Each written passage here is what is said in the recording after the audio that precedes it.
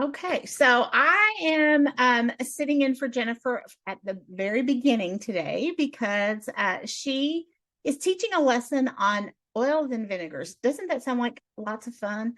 And so she kind of double booked herself. She's going to be joining us in probably about 15-20 minutes or so. But I said, I will get us started and then she can just hop on as soon as she's ready. We're going to be using breakout rooms and Menti both because I think she got some feedback that some people weren't able to use the Menti last time. So we're going to use both so that everybody will be able to get as much benefit as possible from both options. Just a little background on me. I am extension specialist for instructional support here in Kentucky.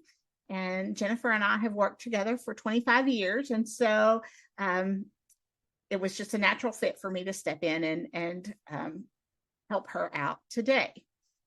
It looks like we have a smaller group than we had last week. So I will, Danielle, I'm going to, when we go into breakout rooms, if you see that we have more people join after we go into breakout rooms, if you'll just put them in one of the breakout rooms or the other, that would be absolutely great. So I think right now we'll probably just go into 3 rooms right now, but if it looks like we need to add more rooms than that, if you can make that happen for us too as well. So how did you all, just before we get started on the breakout questions, how did you all like the second section of the book? And feel free to unmute yourself and talk.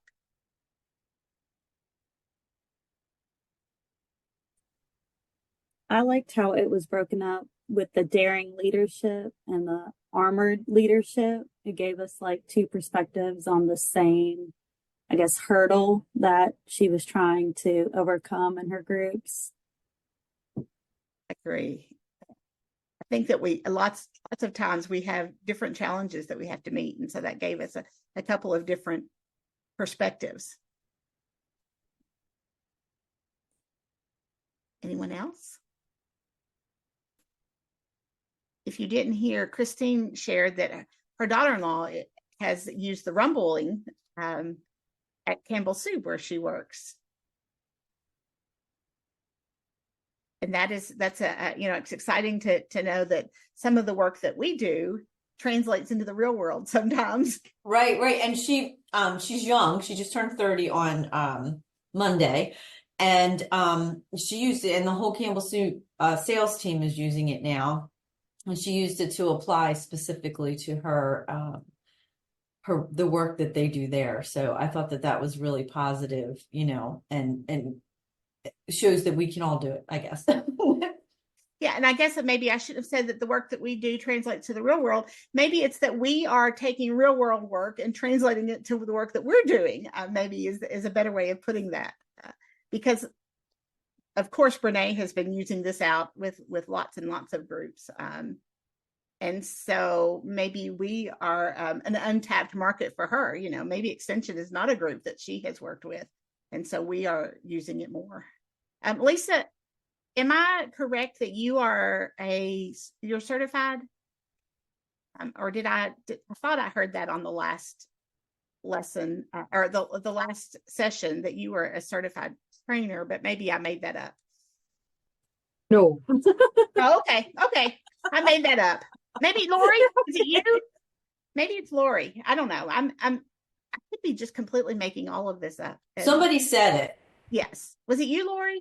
What did I say? Are you a certified Dare to Lead?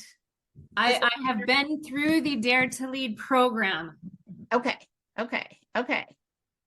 So that's what I'm thinking. Maybe this is something that Brene has not tapped our extension market as much as possible, but I do know that she's quite expensive, so maybe that's why. Yeah, a grant that was running out during COVID was how we paid for the program. Yeah, that's fabulous. Okay. Well, so Dare to Lead session 2. I forgot to click us. But what is your personal call to courage as a leader? And we're going to go into breakout rooms to talk about this.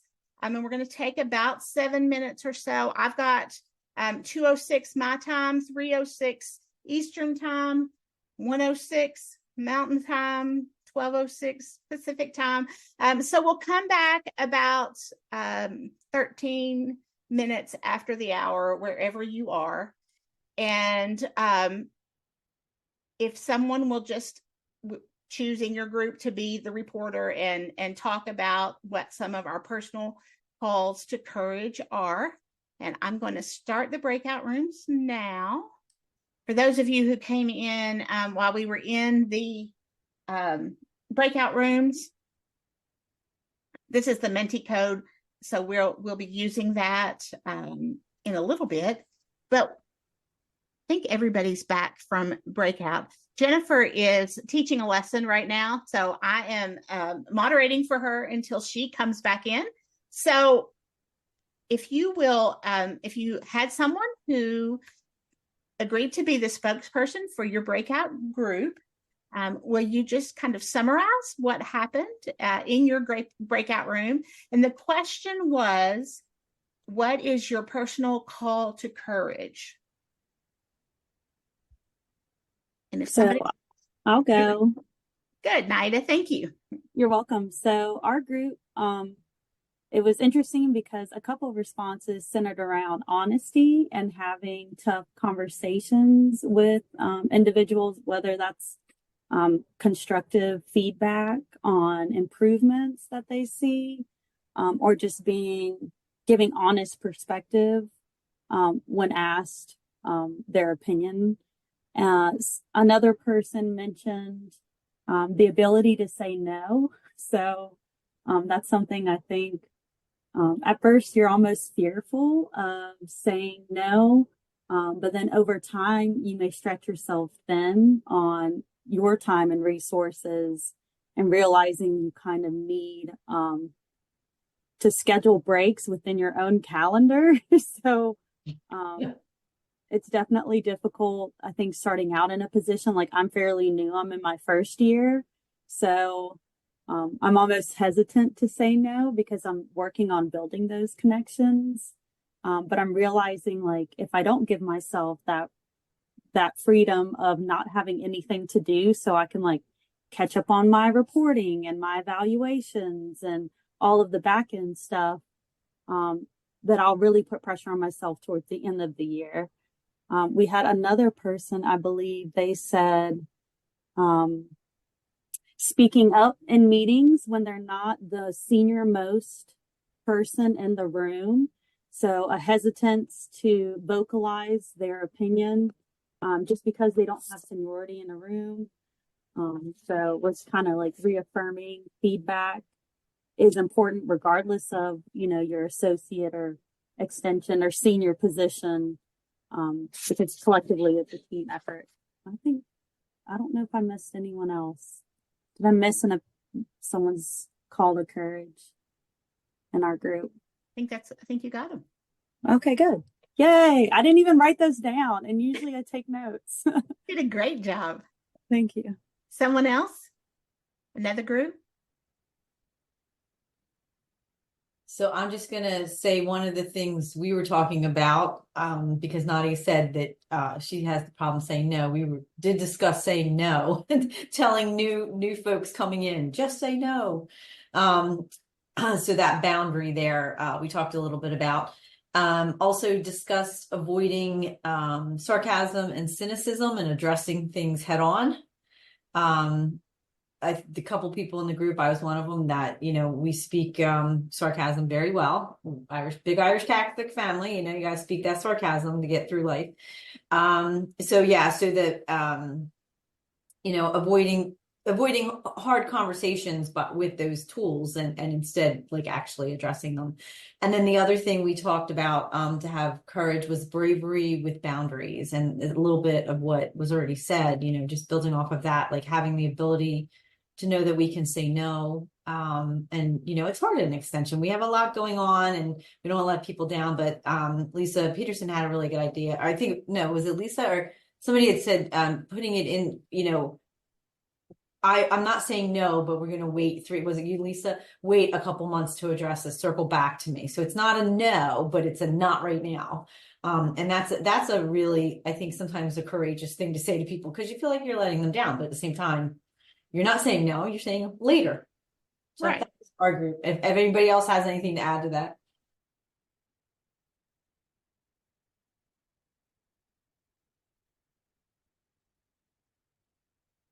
We have another group that wants to share.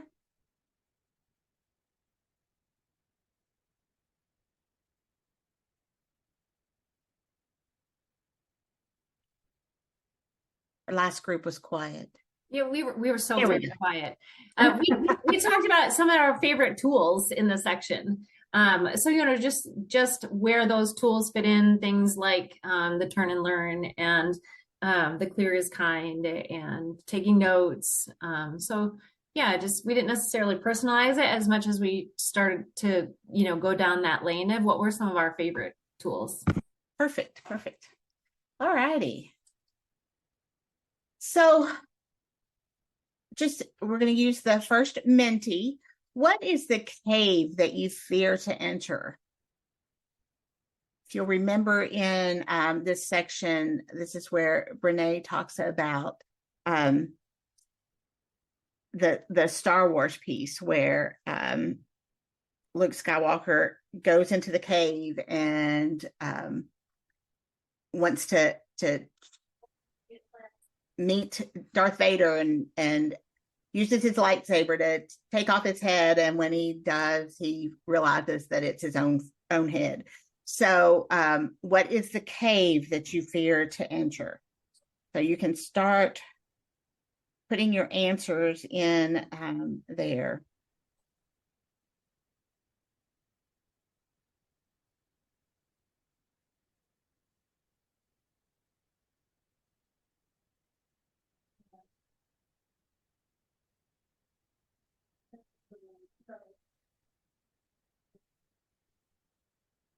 Oh, good. Speaking up for myself, the uncertainty of how people perceive your opinions, confrontation, taking on leadership role when I can't guarantee my success at it. Oh gosh. We all want to make sure that we're going to be great at something before we do it, don't we? Situations where there is a lot of pressure put on me. Proposing big new projects. Yes.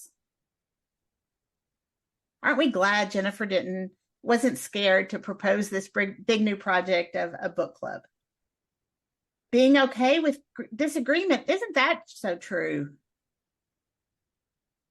Sometimes we want everybody to always agree with us, but gosh, we have to be comfortable to sit in that moment of disagreement.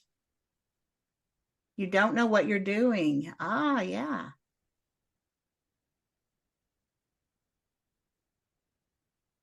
Having to address an issue with staff that I was previously also guilty of, but have changed my ways. That's seeing Darth Vader, seeing his face in Darth Vader's head, right?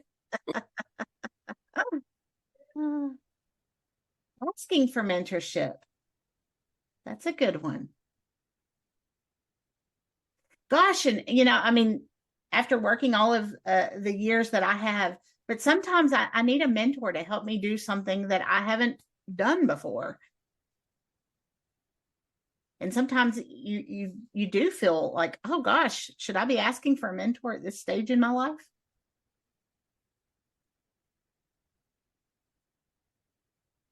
I got it. I think it's always good to have a mentor, Mm-hmm. or someone that you can just go to advice that's open and honest with you, that gives you feedback that you need to hear, not necessarily what you want to hear. So that goes back to some of the things that you've already mentioned. And that's some of my favorite mentors are those who tell me that things that I need to hear, not You would. I don't.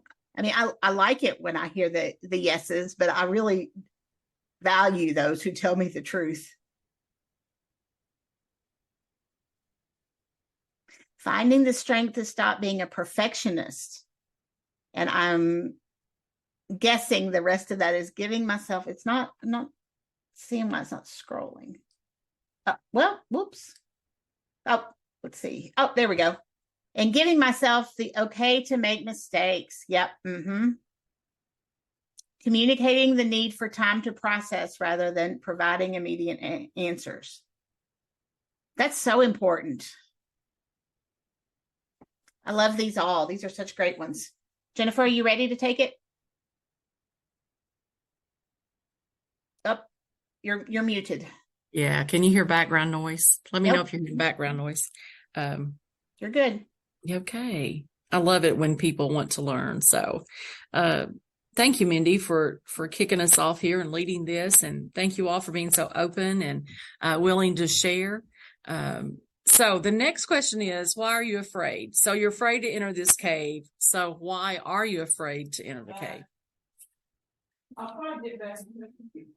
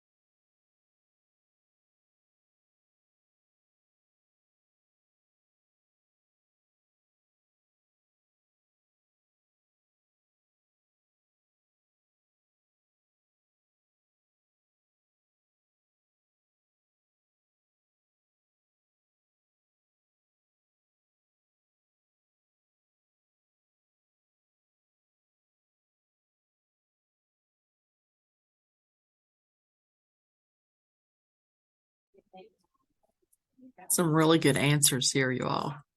I think that comes down to this armor. Here's your armor you put up. You're going to take care of yourself. And vulnerability is very difficult to do because you don't know what's going to happen when you enter that cave. And you're not sure if people are going to be receptive to you.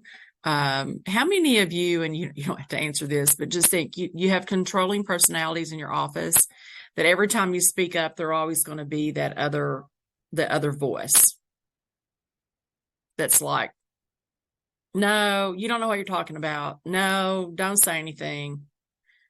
I think all of us have someone like that in our life, whether it's at work or at home or just a group you may be in. So, yeah, it gets a little bit scary sometimes. So,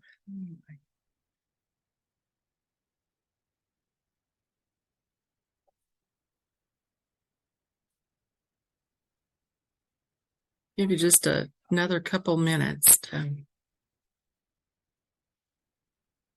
I appreciate you all being vulnerable and sharing this information. It's really good.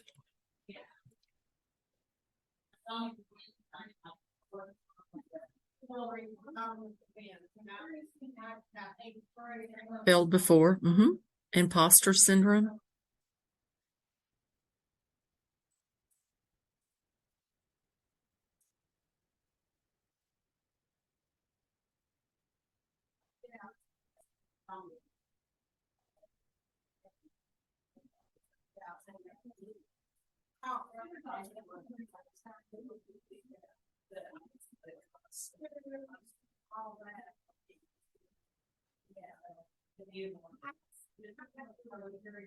Hey, let's go on to the next one in the interest of time.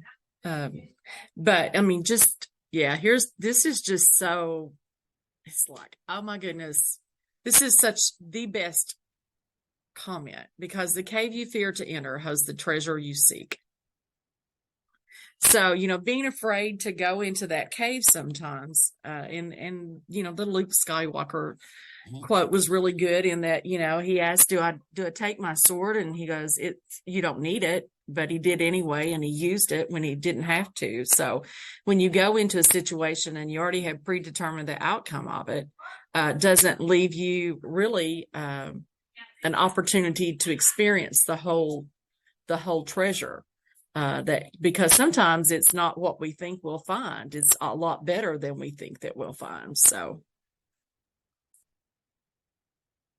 anyone want to comment on that? I am going to go and shut the door because it's getting kind of loud in here.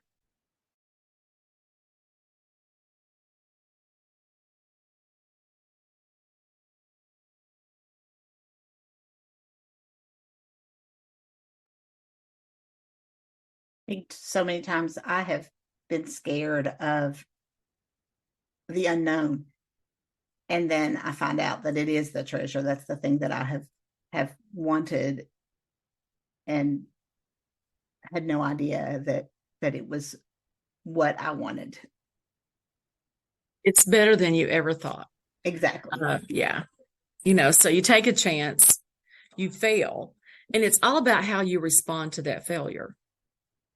Are you bitter and are you manipulative to other people and you're, upset with other people, or you go, okay, it wasn't meant to be. Let me see, what have I learned? How do I go forward? How do I make this, because in a sense, and I've always kind of thought this, there's something better. Okay, that didn't work. There's something better down the road. And it's kind of like when you go into the cave and you think you're going to find one thing, you find something better. So it's all about adjusting. Anyone else want to share?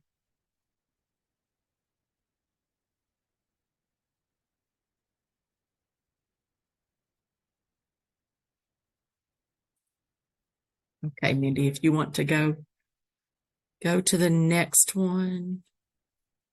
Okay, here's the big one. So what are some of the situations that make you armor up?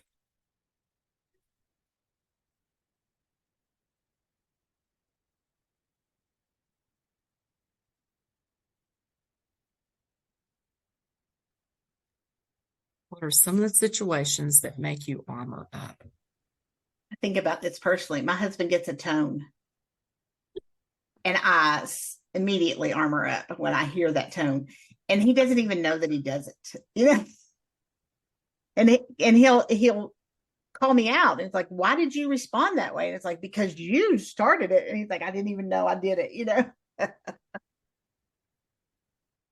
We have a wonderful staff assistant, but she can get riled up over everything. And she's just so out there. I mean, I'm blunt. That's just my normal personality. I don't beat around the bush. You know exactly what I think when I think it. I do hold a lot back. I try to be sensitive to that. But she starts in and she says, you have that look and you throw me that look. And I know that I've really pushed it. Well, that's better than, it's like, come on, we're trying to help you, but you have to help yourself a little bit here. So, but yeah, what are some of the other situations that make you armor up? I think those sometimes past experiences, you've had a situation where there's repeated behavior from someone, and like you're saying, you're going to armor up about that. But I've spent a lot of time thinking about how I would handle the situation after it's done. Wait, let me rephrase. Wasting a lot of time thinking about how I would armor up afterwards. And what I've tried to start doing is like just addressing it like in that moment and not so I can let it go. And I find that like breaking down my armor that way by like not putting it on in the first place is really a time saver in the long run. And I feel a whole heck of a lot better. And it makes me realize that I don't need it sometimes. So I'm trying to do that. very difficult because that's our own, that's our personality, or most our human nature is to protect ourselves. So, and especially when it comes to words, words do hurt. So yeah, you armor up, or you're sitting there thinking about what you're going to say instead of listening to the real situation. I know Brene talked about in the book how her team said her, they wanted to talk with her, and she thought, oh, here it goes, And they told her you're blowing these deadlines all the time. You just, you have people working towards your deadline, and you're like, oh, I'm not happy with it. Let's keep going. And it's like you need to change that because we all impact each other, especially if you're working in a office or if you're at home and you're all living together, and it can't be all one way all the time. So there's a little boy next door. He's cute as a button, y'all. He's having a really good time right now. So I think I know that I armor up when I feel like someone is questioning my intelligence, right? And I think about, you're actually questioning whether I know this or not, especially if it's, something that's in my background or my studies or, whatever. Like, no, oh, I armor up big time. Yeah. I'm with Lori on that one. It's like an emotional trigger that if somebody questions your intelligence, if somebody questions your dependability, it's like you got to take a step back because I know I'm going to be triggered. So it's that where I'm going to shut down because it's going to feel like an attack. So yeah, I'm with you, Lori.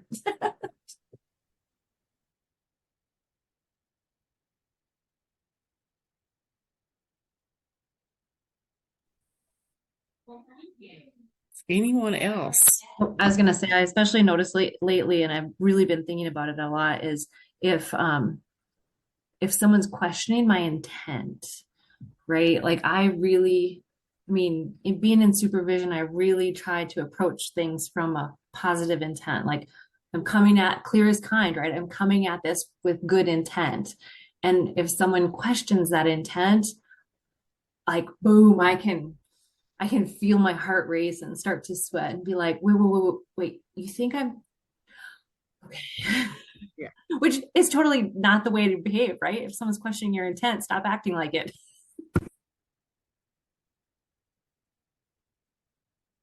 Well, that goes back to saying, so why do you think that? That clarification, because I think we all put off signals unconsciously as to what we're thinking or what we're doing. And sometimes it's just asking for that clarification to say, let me see if I understand this. Are you questioning, this is why. It's always, which leads us kind of up to the next section, but we'll go ahead. If anyone else wants to contribute to this, we'd love to hear responses. What situations make you armor up?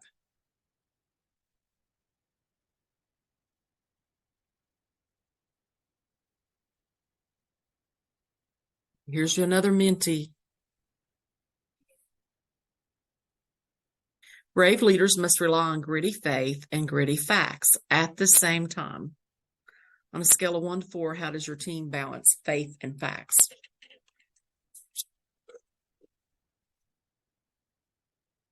And I think it's just a slide bar that you can just.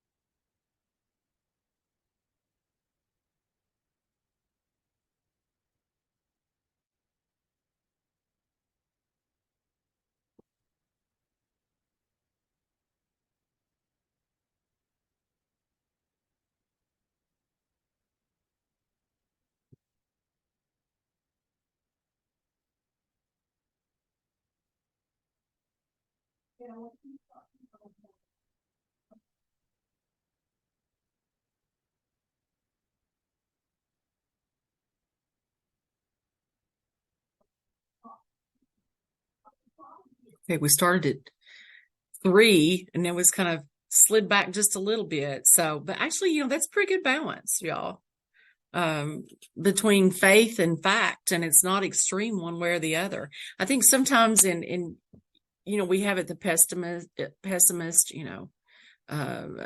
my ag agent and I get along great. Okay. But he's like, his cup has a hole in the bottom of it. It drips all the time. And then mine, he's like, you just need to get it. You just need to be real here, and I'm like, well, it's going to work out. Well, so we go through this. So, and we always laugh and say we pull each other toward the middle. And he and I worked together for almost 30 years. So, we pull each other to the middle. But it's not always, fine. Everything's perfect. It's just not always going to be that way. So you have to have that balance between the two of it.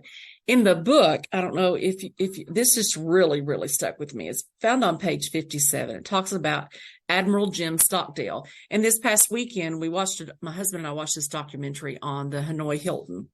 And I grew up when I was born in 1966, so there's my age. But I remember vivid memories of the news at night of the Vietnam War. And I would see pictures of prisoners of war, and it just always, so it's been kind of an interest in me that I understand what I didn't understand as a child. But Admiral Jim Stockdale spent 8 years in prison in Vietnam, from 1965 to 1973. He worked every day to keep other prisoners alive as well as himself. But this is just such a profound statement. It said it's a very important lesson. You must never confuse faith that you will prevail in the end, which you can never afford to lose, with a discipline to confront the most brutal facts of your current reality, because they may be reality, whatever they might be. And what he talked about was who survived. And he said it was the ones that were the optimists, because they knew that they were going to be out by Christmas, then they knew they were going to be out by Easter, and every time it came, they lost more and more faith. And they just died of a broken heart that it didn't happen the way they thought it would. So it is very important that we rely some faith on with the gritty fact of what's going on. And we can't be one way or the other. Comments on this section?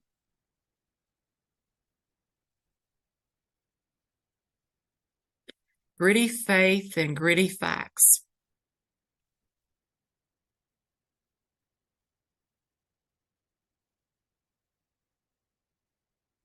How many of you have seen that? And I'm gonna hold it up, but it's on the hub. It's the braving inventory. It's braving definitions.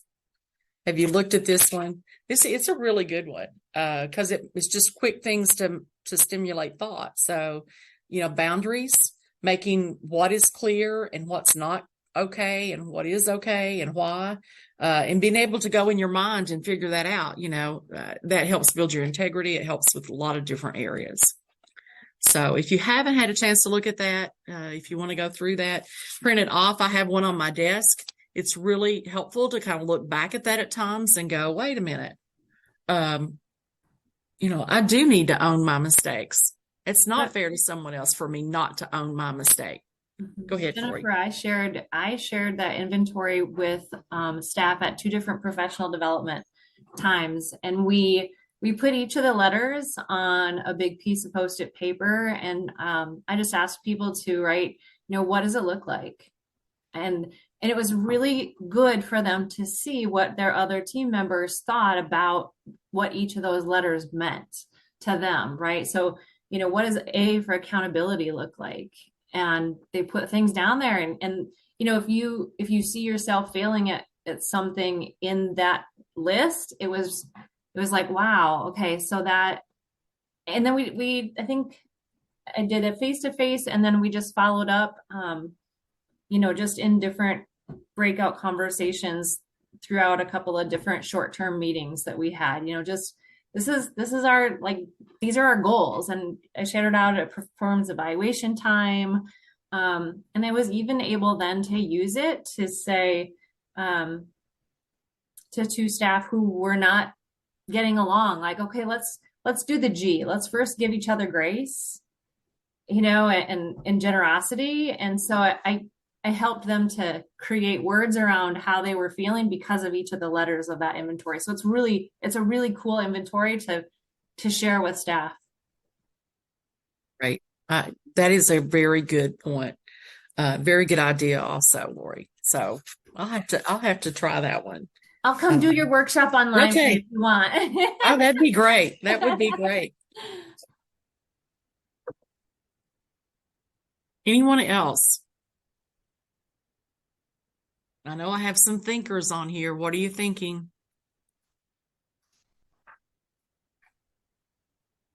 I might even have it on a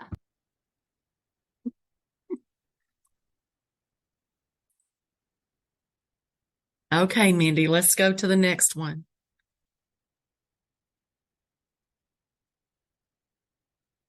I'm going to add one thing real quick, Jennifer, to Go the ahead, last Jessica. slide. I think it's interesting to how those shift as team members shift. And so, like, we're a really small group in our state. There's 10 of us. And so, you know, at one point we were down to like, I don't know, 6, maybe even somewhere in there with like leave and different things, you know. And so I think those, the fact gritty and the facts that varies as you're building teams and when you're more comfortable and when you have more background and knowledge, and when you've worked with someone for 30 years, you can have a different level of trust there. And so I think I've seen kind of that change among, like, depending on what team you're looking at, like our state unit, in bringing new people in, and we've got to figure out their personalities and their strengths and their styles. And so I think that number can definitely shift throughout time. Yes. That's a very good point. I know we have she's not a new 4-H agent now, but when she's relatively new, and she made the comment the other day, she said, we were at a training and we had the most tenured staff in the whole area.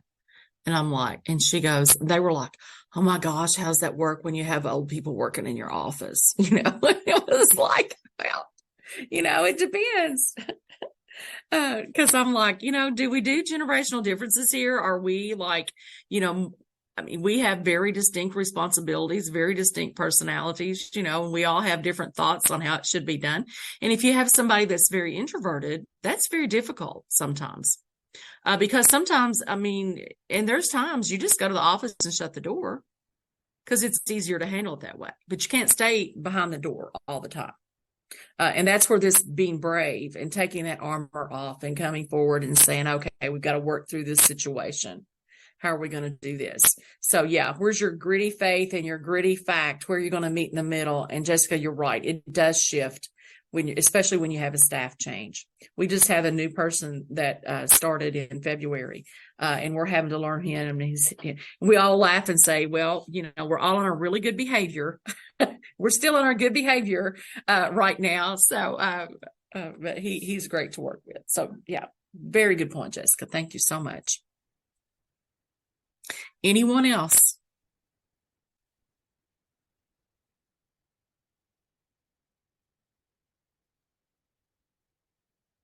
I love this quote. Leaders must either invest a reasonable amount of time attending to fears and feelings or squandering an unreasonable amount of time trying to manage ineffective and unproductive behavior. And I look sometimes and go, well, that was just a total waste. And we've probably all done that. It's like, I don't know why I even bothered. It didn't help at all. If they don't get along, they're not going to get along.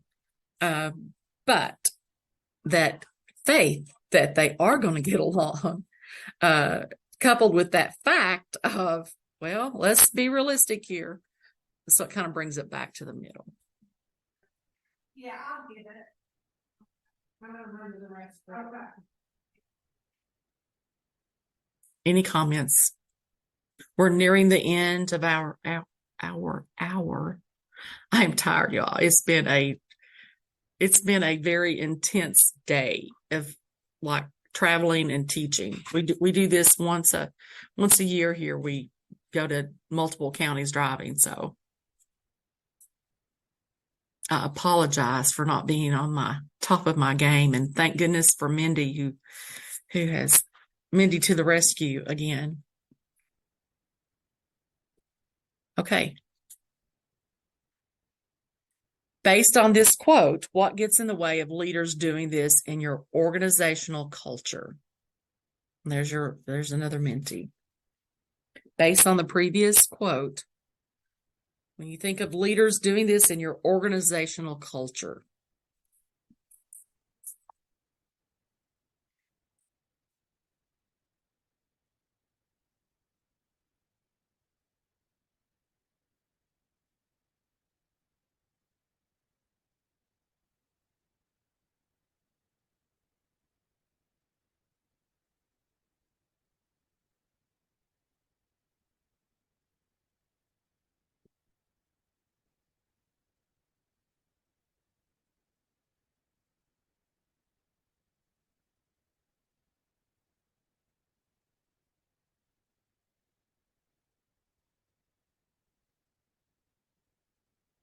here you go. It's the cave they fear to enter.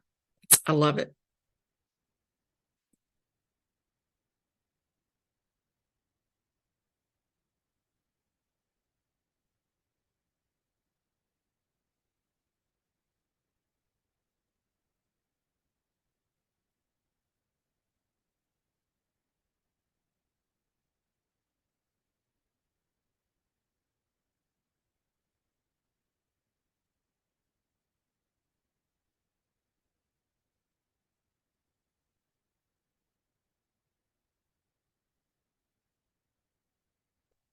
That's a good one. They know better. That happens a lot, doesn't it?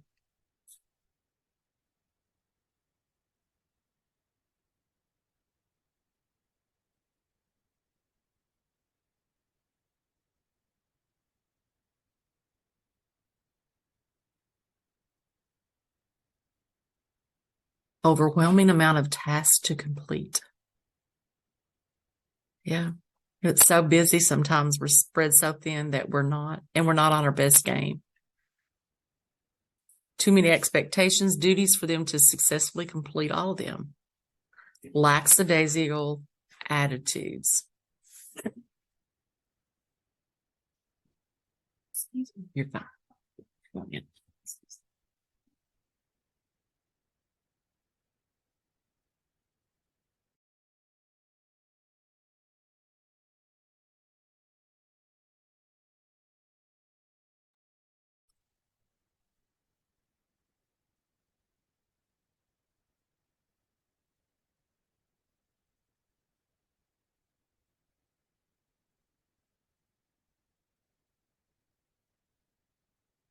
Yeah, it's not the popular thing to do.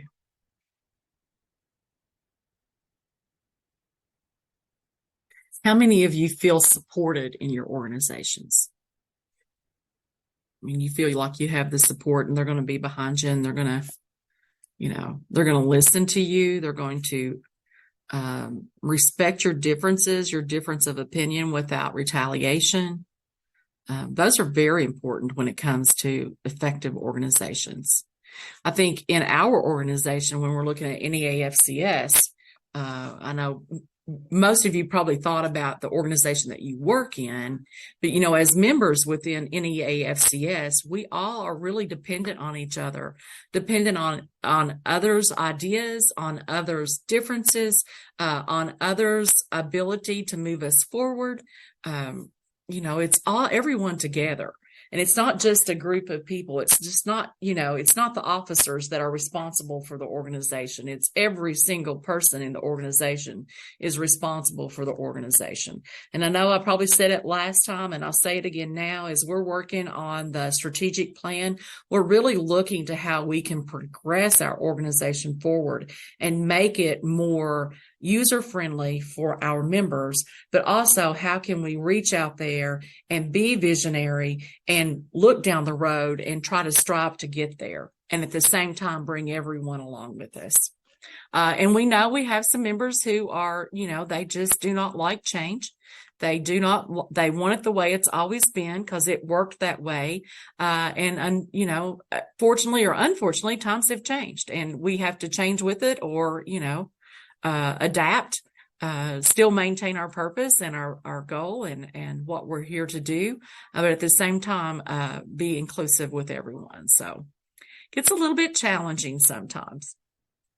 And I think you all have such different experiences within your organizations that it's very helpful to us. So, one more. Courage is contagious.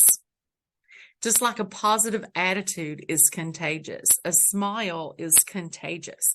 When you start seeing that, it is. So, hopefully as you are embracing some of these changes, or you continue with some of these focal points that we've talked about, it's becoming contagious and it'll make everyone's work life better and definitely make your life better. So, I think that's the last slide, isn't it, Mindy?